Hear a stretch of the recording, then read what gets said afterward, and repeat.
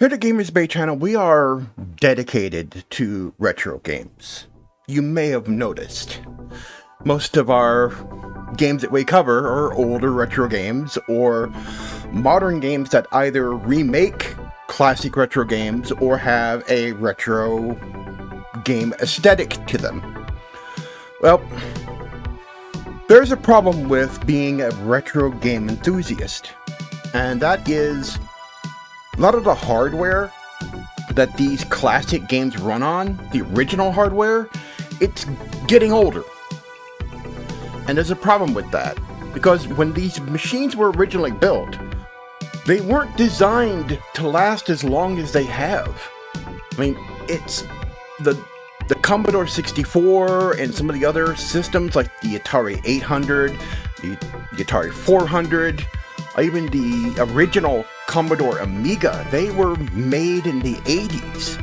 Some of them since 1983, some of them since 1985. And they weren't designed to survive until 2025. Some of them have been taken care of, some of them have not.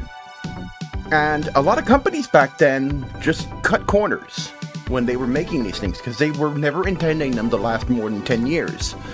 And a lot of machines, some of the chips in the Amiga, a lot of the chips in the Commodore were notorious, especially the ICs. The ICs were notorious for going bad. An IC, or integrated circuit chip, is where they take a lot of discrete electronics and shrink it down onto a single chip. That's all that is you say you have a bank of electronics off on one side on your motherboard. They did this with the original Sega Genesis and the original Super Nintendo, where they had, these circuits that did something. They weren't programmed, they weren't processors, but they were a bunch of capacitors and transistors and everything that had a specific purpose.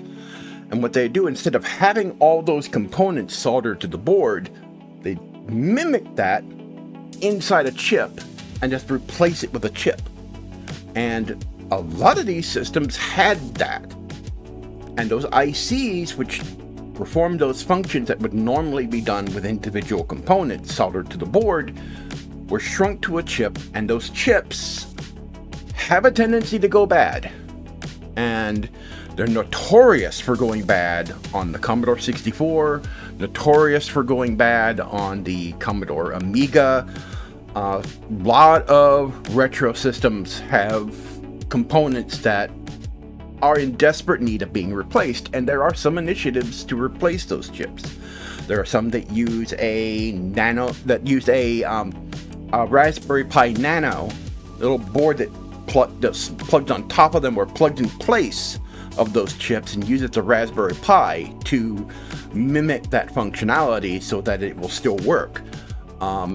Others, like the Commander X16 project, they're having to look at solutions for getting chips that are no longer going to be made. Some chips are being discontinued. A lot of those chips that were from the 80s, some of them are still being made, but they're starting to discontinue them now. So they're going to be harder to find, and they're going to have to replace them. One of the ways that they are intending to replace those chips is by using a little something called FPGA. And FPGA has been a wonder for retro game enthusiasts. And that's why we're going to be talking about this particular project today. This Commodore.net was started by, I forget his actual name, but we know him as Perry Fractic from Retro Recipes. He is a big Commodore nerd, even bigger than me. I grew up with Commodore, I grew up with Tandy, I grew up with the Atari 2600. He grew up with the Commodore 64, and I think also he had an Amiga later on. But he had the Commodore 64, and that was a part of his childhood. And the same with me. I didn't actually own one. A friend of mine had one, but I played on it with him as much as possible. And it was not the most powerful computer at the time. Looking back, some would say the Atari 800 is actually much more powerful than the Commodore 64. In a lot of ways it was. But it was the most popular computer at the time. It sold more than any other. And it's in the Guinness Book of World Records for this very reason. It sold more computers than any other. And it's this little humble 8-bit computer. And I got a cat. Here's my baby. Here's my baby. But Commodore 64, owning one was like having a Super Nintendo or a PlayStation 2 back in the early 80s. It was like that. It was that popular a machine, that big a machine. And technically speaking, under the hood, there's really not that much difference between a Commodore 64 and the original NES, except for some minor differences. It technically was not really that much of a difference architecturally in its capabilities.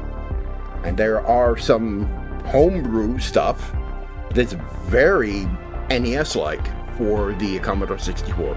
But moving on to the whole meat of this discussion is this hardware is getting old. The Commodore 64 is getting old, and there has been some movement to try and replace a lot of the chips that notoriously go bad, the ICs and some of the processors, like the VIC-2 chip and the SID chip. The VIC-2 handles the graphics, the SID chip handles the audio, and the MOS 6510 CPU, you just can't get those anymore. And so sometimes if you want to use them, you have to replace them with something else. Sometimes it's some kind of solution that uses a Raspberry Pi and emulates a MOS 6510 or something or other like that. There isn't really a good replacement. FPGA is coming to the rescue. Now, what is that? Well, FPGA stands for Field Programmable Gate Array. And without getting extremely technical, because it can get extremely technical and mind-blending, it is a chip that contains cells, special cells.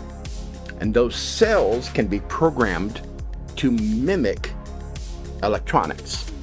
Basically, it's a chip that can mimic, it's a piece of hardware that can mimic other pieces of hardware and be to within 99.99999% fully compatible with that original piece of hardware. You can get it that close. It's like running on bare metal, and this is what they've done with this.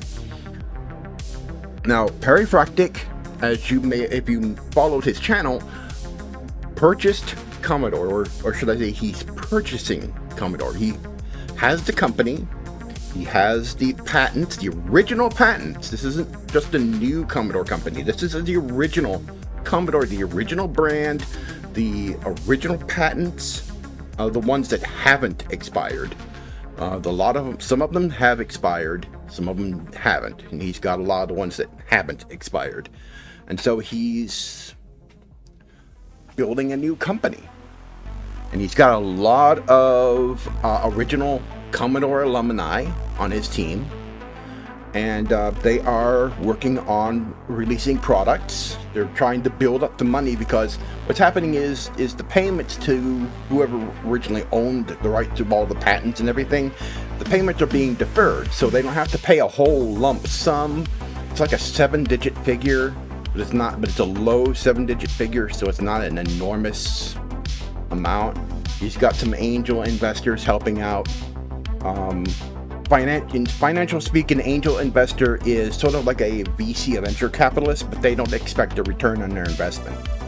You go to them and they give you money and they don't expect anything back. is based on everything that I've read about angels, that they give you money and they don't expect a return. VCs, venture capitalists, they expect a return on their investment. Angels, if they like your project, they'll give you money and then move on to the next project to give money to. So they're doing that. They can't do crowdfunding because of international legal crapola.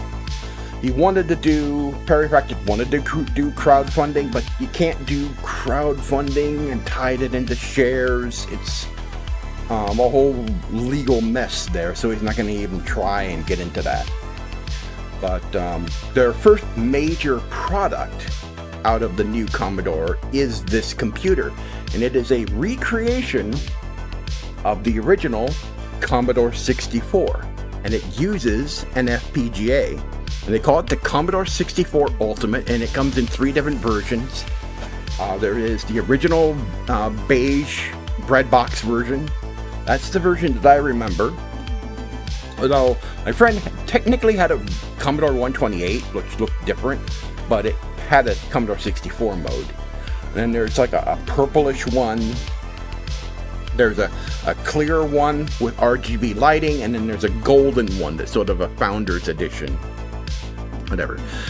Okay, so other than the case and the lighting, there's no difference between them. This beige one is exactly identical in hardware-wise to all the others. The prices vary. The standard beige one, the classic form, it's about $299 to get one. But let's take a look here. Okay, here's the different versions. This is the beige one, this is the Starlight one. That has the clear case with the RGB lighting. This is the Founders Edition with the gold case, and I think also it has the RGB lighting, or it's just straight up white lighting so that the gold light shines through. And then this would be the one that I would probably get if I tried to get one of these. I don't have the money to get one of these right now, but I would very much like to have one of these machines. Let's click on this one, and we'll go through a lot of the details into what really makes this thing work. So they have a goal for getting a batch of these machines out. They're not available now, but they're going to come out. They're going to start shipping to the first people who ordered them in November. And this is a big deal. So, the first official Commodore 64 in over 30 years. Damn, I'm old. Here's a faithful recreation of the original motherboard on FPGA hardware. So it plays 10,000 plus original games with more RAM and 48 megahertz turbo mode, which is pretty big because the original Commodore 64, I remember, was a little slow. Plug in dusty old cartridges, CRT TVs, data sets, that's the cassette players that you stored games on, which were way more popular in Europe than they were here in the United States. The floppies were more popular here. Or disk drives. It all works. So this is compatible with that hardware, including cartridges. It's about 99.99% compatible with all your Commodore game cartridges if you have original Commodore game. Are you going to sleep? Commodore game. She does this. She gets in my arms. She wants to be held, and she goes to sleep. So no disk drive needed. You can use one though. Load games using the file browser from the supplied cassette style USB thumb drive, packed with 50 titles, full games, licensed classics, music demos, and Commodore's exclusive new sequel to our first ever game, Jupiter Lander.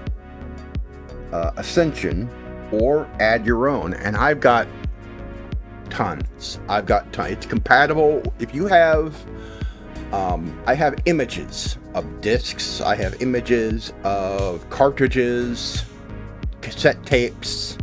I've got a ton of stuff that my friend, a friend of mine when I was growing up, used to have when he owned the Commodore 128, and we used to play tons of those games. And I have just about everything that he used to have in that big collection of discs.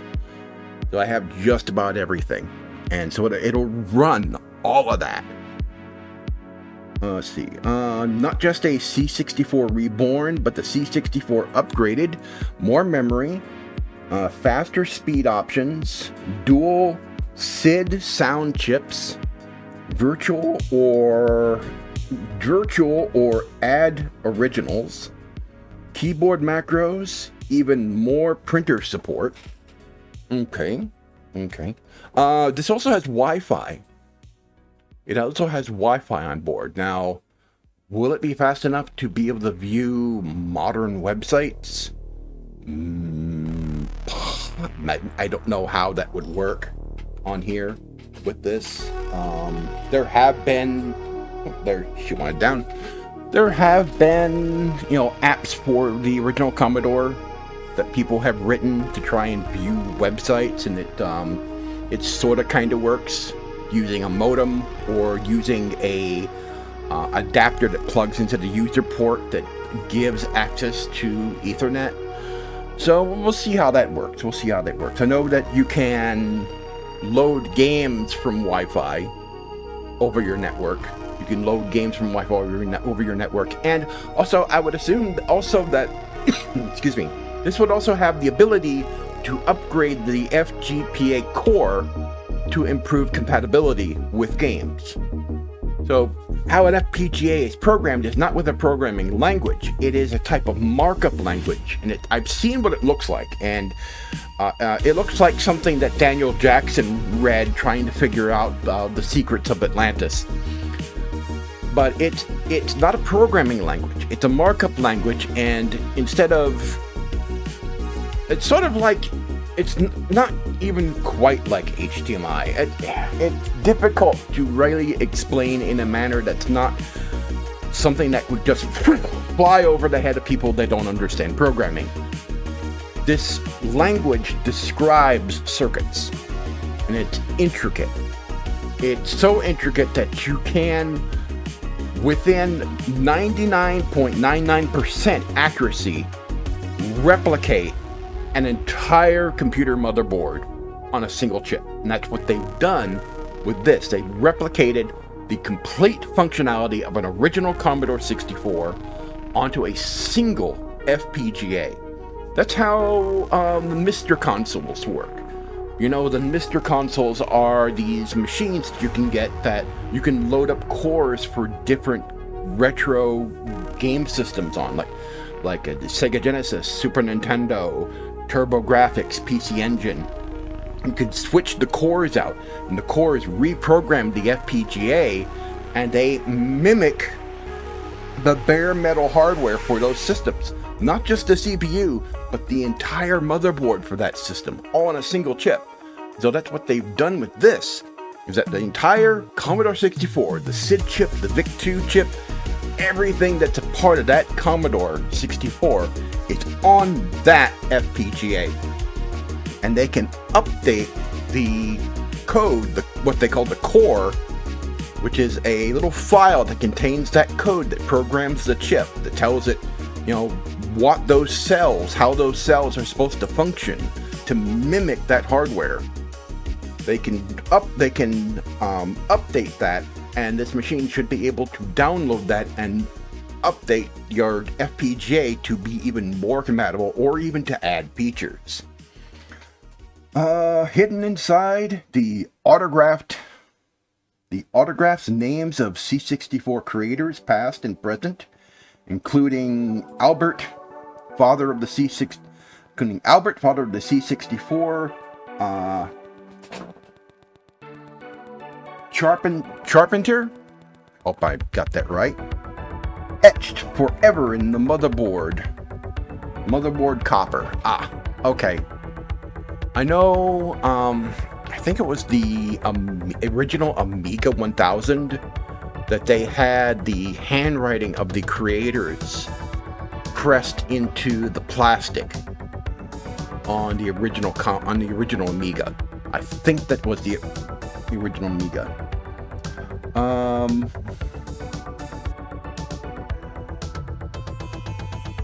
Okay, and we're gonna go down here. What's in the box?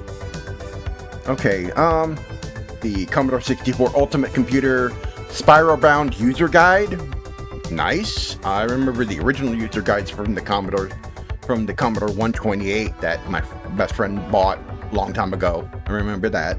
64 gig USB cassette drive. The very second, with 50 plus full games, including licensed classics plus music and demos. 64 gig, that will hold basically everything I have and still have room. So all those disk images and everything that I've got, 64 gig is more than enough to hold all of that. Let's see, quick start guide, stickers, HDMI cable, because this has what the classic Commodore 64 didn't have, and that's a way to plug into modern machines without having to use an upscaler, and which can sometimes be really stupid expensive, really good ones. This has that built in, so you can plug straight into a modern monitor like the one I'm sitting in front of and still be able to use it. Or you can plug into, if you've got a classic Commodore monitor, a CRT, and you kept it in good shape, which good on you, because those are getting old and a lot of them are not working anymore, then you'd still be able to use that. If you still have an old TV and you want to plug it in, you should be able to still use that as well. A power supply, 12 volt, because this shouldn't have any need to use much power. And all the glossy original style box. Okay, connections. All right, we have 3 USB 2.0 and 1 USB-C. Thing about USB-C, USB-C is not always USB 3 or higher. USB-C is just a jack standard. It is the reversible jack standard, and it can be USB 2.0, 3.0, or more. It can even be Thunderbolt, for all we know. It's a jack style. It's not specifically 3.0, 3.1, 3.1 Gen 2, or any of the complicated names that the consortium behind USB names everything. You idiots, you're confusing your consumers with your naming schemes. Please stop it. A micro SD, insert select card, not card sold separately. This could also be used for storing games on, which a single SD card, a 64 gig SD card, would be more than enough to store in my collection. Display output, HDMI, video, cable included, 8-bit DIN for CVBS, S-video, or RGB via optional cable. So, original monitors, S-video, RGB, whatever, to an old TV, be able to do that. Audio, 3.5-inch headphone jack, and SPDIF, which is the optical jack. It is a really old format, really old standard. It can't even carry surround sound, but people still use it. So it uses those optical cables that you see on the backs of a lot of computers. You see that little red globe behind a little panel, and you just plug an optical cable in, and a lot of receivers still have them. It's still there, people still use them. It can't carry modern surround sound signals, but as far as I know, I think Tigris, my friend Tigra, said it can't carry surround sound signals, or or it has very limited capacity for carrying surround sound signals because it's never been updated. But it's a standard that's still around and it's never died.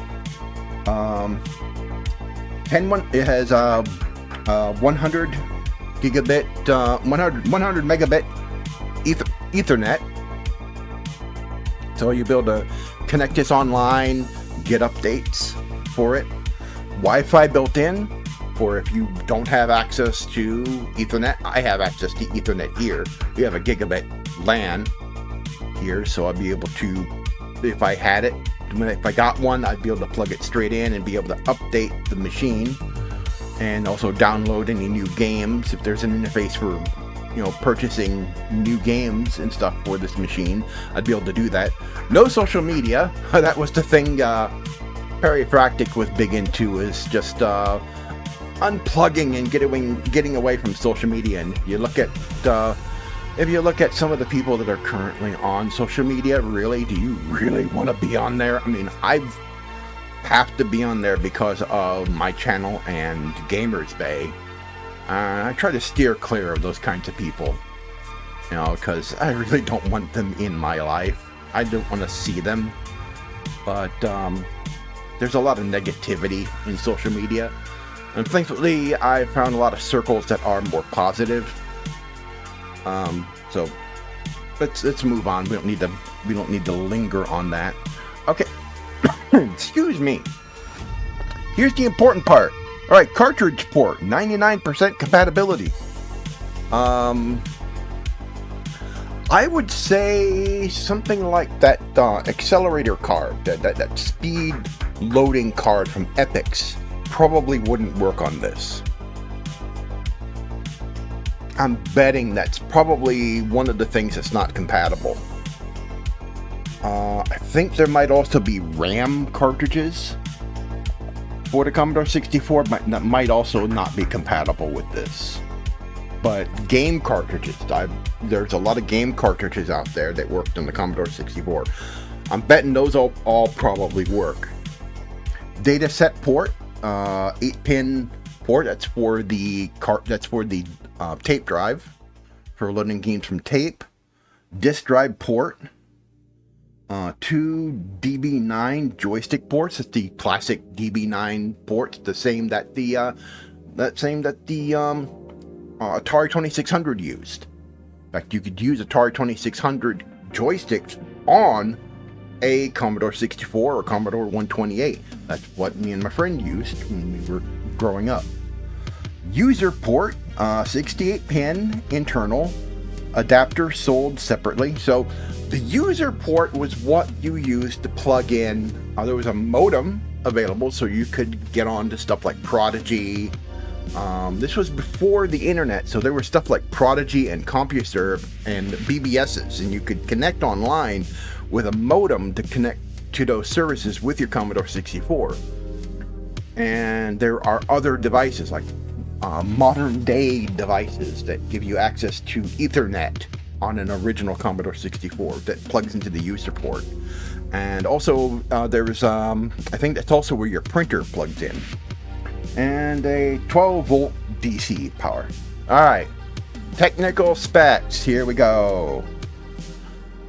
All right, I've never heard of this before, but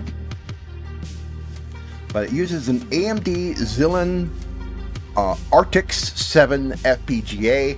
I looked this up. It's used in a lot of audio applications, audio processors and DSPs. It's used there a lot. It's very fast, it's very powerful, and it's cheap. It's inexpensive, but it's very powerful. And again, it's used in a lot of audio devices, a lot of stuff for music and everything. So that's pretty interesting. They're using something like that, and it's probably this thing's probably overkill for what they're doing it for. This could probably this thing's probably capable. They could probably make a core that could probably run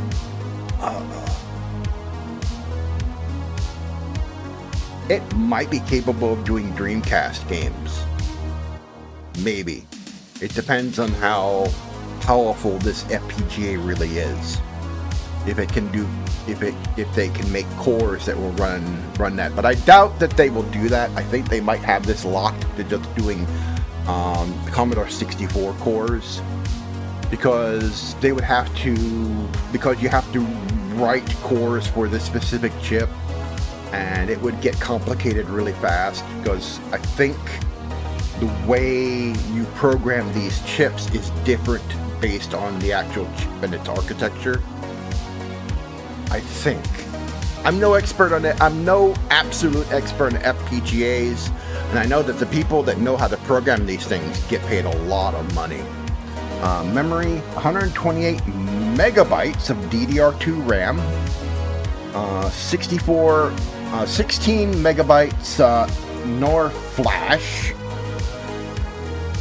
Okay, video 1080p, 50 hertz PAL or 60 hertz NTSC, HDMI certified, which means they're paying royalties to HDMI for this. Virtual zero lag, good. DVI compatible via HDMI, that's good. Analog via DIN 8, CVBS, S-Video, or RGB.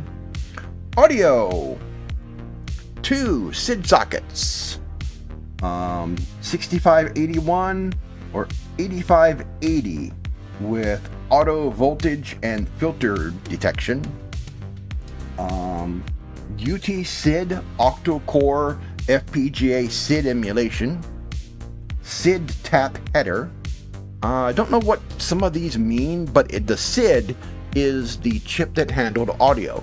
So this has support for 2 different types of SID chips that provide 2 different types of audio. I hope that Peripractic has a video demonstrating this hardware. I think he will at some point, where he will show off what these 2 SID chips are capable of doing. Okay, rocker switch, the power switch. The original Commodore 64 just had a power switch. You don't shut these machines down like you do modern machines.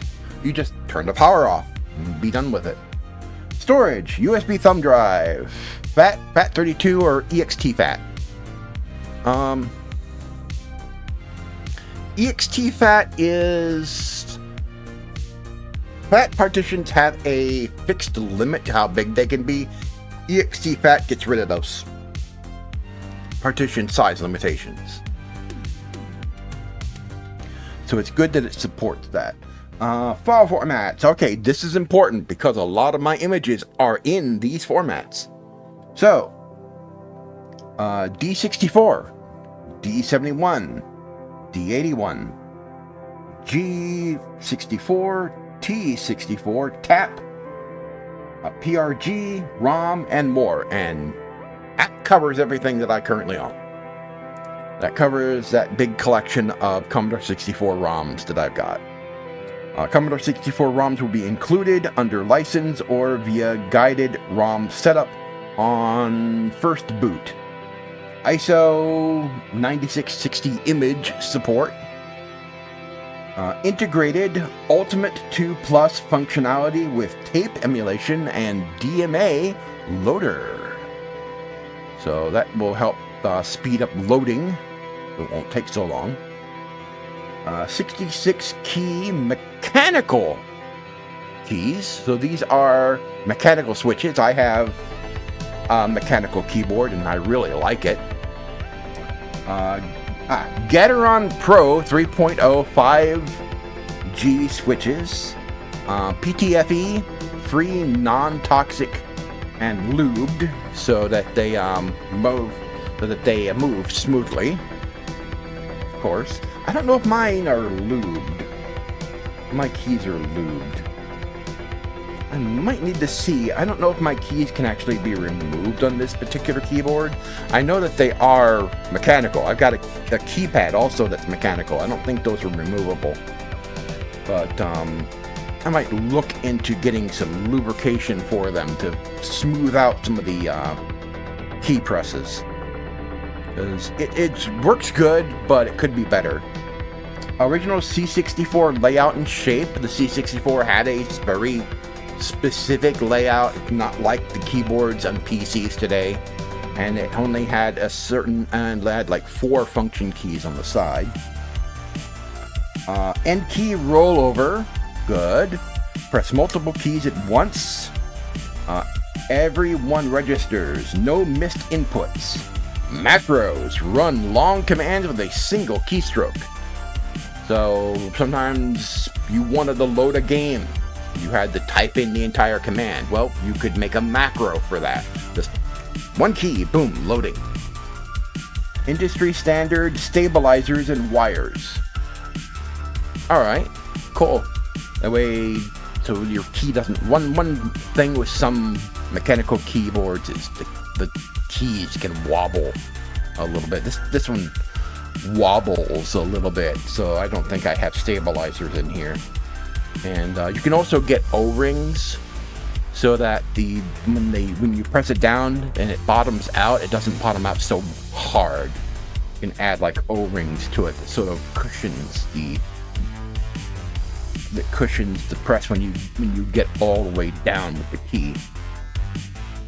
Lighting, case and keyboard lighting, thoroughly integrated into motherboard and configured via menu, except for the breadbox one, which I would be interested in. I'm not interested in the RGB. I would like the authentic breadbox one.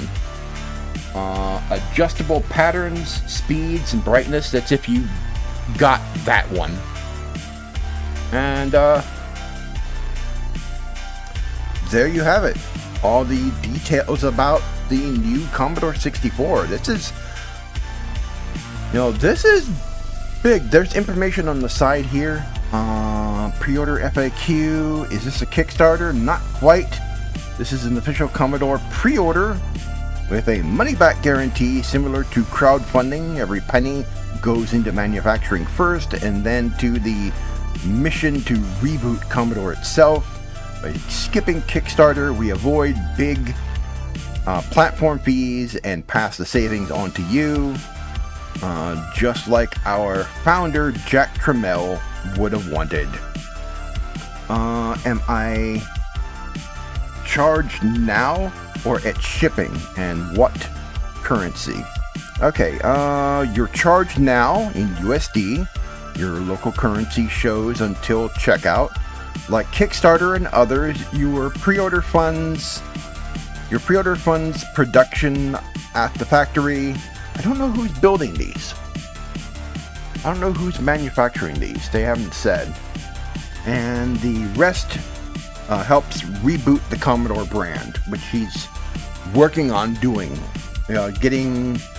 I've noticed that some of the other projects that make stuff for Commodore are starting to have certified Commodore branding on them. So he's really getting forward with that licensing thing that he's been wanting to do for other projects that have been making stuff for Commodore, like replacement chips for the original Commodore 64s. He's been working on that. Perifractic has. It says, can I get a refund? Absolutely. You're in control. Cancel anytime before shipping with our no quibbles money back guarantee. That's nice for a full refund. No questions asked. Have an account, cancel there with one click. No account, use our support form and we'll sort it fast. What about tariffs? If your country charges import tariffs, you'll see a tariff tax at checkout. Okay, so they're handling that at checkout. This covers everything up front, so there's nothing more to pay later. We don't control these fees, but we avoid surprises. If tariffs drop after you pay, we'll refund you at shipping. If they rise a bit before shipping, we may adjust, but only if truly needed to protect Commodore's future. Isn't this just an emulation or redesign or something or other? This is new. This is new hardware-based Commodore 64 tech. It features SID chip, reactive LEDs, case, keyboard, and power light. That's only if you not getting the regular. That's only if you're getting. That's if you're not getting the beige one. Modern, original and modern created autographs etched in copper, and an FPGA that replicates the original C64 motherboard, not emulation. All customizable via a new easy-to-use menu. It's a fully authentic new build from Commodore. Who else? What Commodore 64 Ultimate units will ship if the acquisition doesn't complete? Okay, will Commodore? Yes, we have a contract with the previous IP owner that ensures that regardless of the final acquisition outcome, these machines can be manufactured as promised. So what are the risks? All launches have some risk, whether you're Apple or Commodore, but this pre-order is unusually safe. Most parts are already in production. The motherboard is a proven design. Cases shipped in January 2025. Keycaps shipped in 2024. And just a few parts remain, like the keyboard base, made by a trusted partner since the Apple II era. Okay. All components are pro-designed to fit together.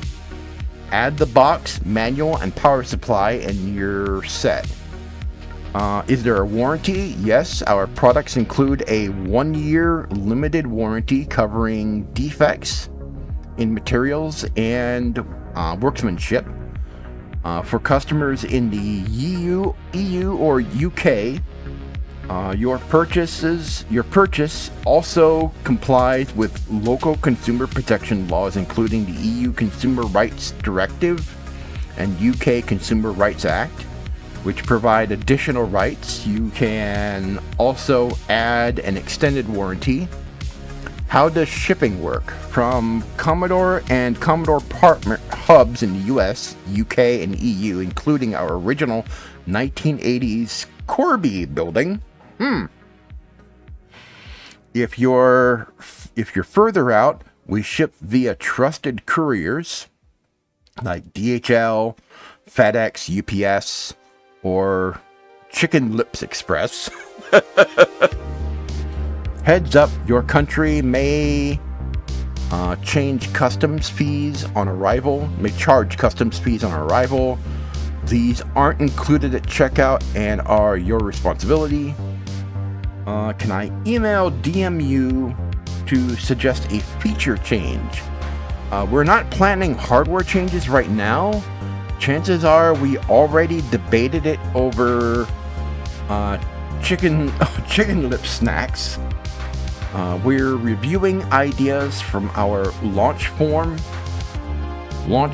and we'll reach out if your Commodore 256 Ultra Turbo CD light gun keyring makes the cut.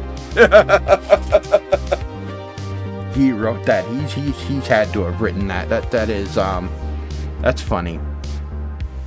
So it looks like he's covered the bases, and it's part of the philosophy for the company that's actually working to build, is that this is Commodore for the Commodore fans. This is a company with transparency. This is a company that is out to make good products and isn't trying to screw you over for profitability, which a lot of corporations will do today. Looking at you, Nintendo. Looking at you, Apple.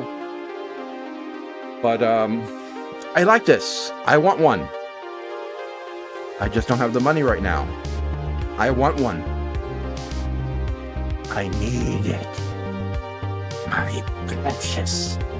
But,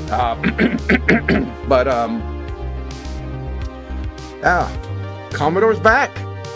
Commodore 64, one of the best 8-bit computers ever made. I know that technically speaking, the Atari 800 may have been a little bit more powerful, but still, this was the premier 8-bit computer, and a lot of people grew up with it. I grew up with it, and it was a fantastic machine. Lots of really good games on it. Had great experiences with it, and I'm glad to see it back, and glad to see that it's going to be in the hands of a lot of people, and probably in the hands of a lot of kids. See what they do programming this thing in BASIC again. You know, maybe I'd like to see websites pop up where kids share, basic program code for doing different stuff, or learn, or another great thing, learning to program in assembler for the MOS 6510. That would be cool, to learn to do assembler programming on this thing. The kids learning to do that and making their own games and publishing their own games for this thing. That would be freaking awesome for them to do that, for kids to learn to do that. So this is a great educational opportunity for kids too. Anyway, that's all I've got for today. Glad that this is coming back. Thank you, Prairie Practic, for doing this. As an old Commodore nerd myself, I really thank you for bringing back this company. If you got the rights for Commodore 64, do you also have the rights for Amiga? Because please, bring Amiga back too. Bring Amiga back as well. We need Amiga too. But I'm so happy that this is happening. I am absolutely so happy this is happening. Anyway, they have some other stuff that they're selling too. This is the PC that Tiger has. His is currently running Linux, but you can run Windows on it, but why would you do that? Joysticks, some devices that you can. This is a user port replicator, your user port adapter. I'm not sure what this is used for. Allows you to effectively connect edge connector peripherals into the Commodore 64U, expanding your retro computing experience. Almost looks like old parallel port. Not a parallel port, but what was that port style for original hard drives? But you would plug a ribbon cable into this, and then you would plug it into other devices. Parallel ports for it was a parallel port for hard drives. What was that original name called? And it's been so long. But it kind of looks like that. This could be more just about anything, really. Then they have joysticks, merch. There's that cable. Yeah, I might get that mouse pad. I just might get that mouse pad. Or this one. Yeah. This looks cool. I could use a mouse pad. But alright, that's enough for today. I've been Mike, your host, Mike the Zorch for Retro Spotlight. Thanks for watching. I'll be back with another episode of great games. I've got some interesting stuff coming. You may have seen our past videos on stuff like The Seventh Guest. Well, we've got the follow-up to that coming up, and a lot of other stuff. And some more modern retro stuff as well. Anyway, thanks for watching, and I'll see you guys next time.